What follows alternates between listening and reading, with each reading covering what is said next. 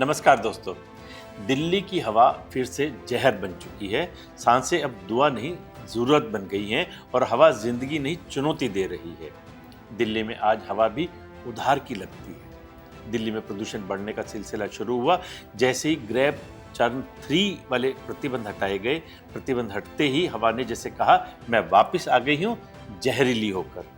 हवा की रफ्तार इतनी कम है कि प्रदूषण जैसे दिल्ली की गलियों में जड़ें जमाकर बैठ गया है। बच्चे, बुजुर्ग और अस्थमा वाले लोगों के लिए हर सांस एक चुनौती बन गया है। चीफ जस्टिस सूर्यकांत ने साफ कहा, हमारे पास कोई मैजिक बैंड नहीं है। समस्या सबको पता है लेकिन समाधान किसी को नहीं। एक सर्वे में सामने आया कि 80% लोग दिल्ली एनसीआर छोड़ने की सोच रहे हैं। 37% तो विदेशी प्रॉपर्टी तक देखने लगे हैं। डॉक्टर साफ कह रहे हैं कि अगर विकल्प है तो कुछ महीनों के लिए दिल्ली छोड़ दो। दिल्ली की हवा के लिए कहते हैं, ये कैसी दिल्ली है जहां इमारतें ऊंची हैं पर सांसें छोटी होती जा रही हैं।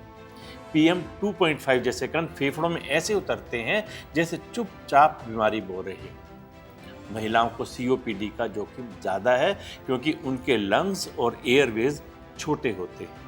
हॉर्मोन्स भी सेंसिटिविटी बढ़ाते हैं।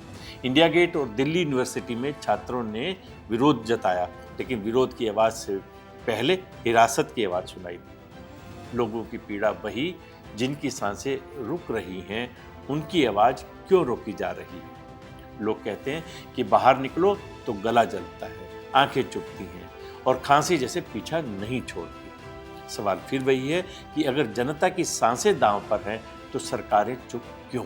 ब्लेम गेम चलता है। वो कहते हैं कि देखिए आपने ये नहीं किया, हम कहते हैं आपने वो नहीं किया। तो इस इशू पे यूनानिमस होना चाहिए कि देखिए हम फ्यूचर की बात करेंगे और इसको समस्या को हल कैसे किया जाए उस पर डिस्कशन करेंगे और जो एक्सपर्ट्स हैं उनका भी इनपुट लेंगे और देश को दिखाएंगे कि जॉइंटली हम एक पोल्यूशन पर काम कर सकते हैं। तो ये आइडिया था। प्रदूषण सिर्फ फेफड़ों पर नहीं, देश की जेब पर भी हमला करता है। प्रोडक्टिविटी गिरती है, स्कूल और ऑफिस बंद होते हैं, स्वास्थ्य पर खर्चा बढ़ता है। Delhi pollution is not just a crisis, it's a costly crisis. हर साल वही कहानी, हवा जहरीली, स्कूल बंद, अस्पताल भरे और समाधान ठंडा।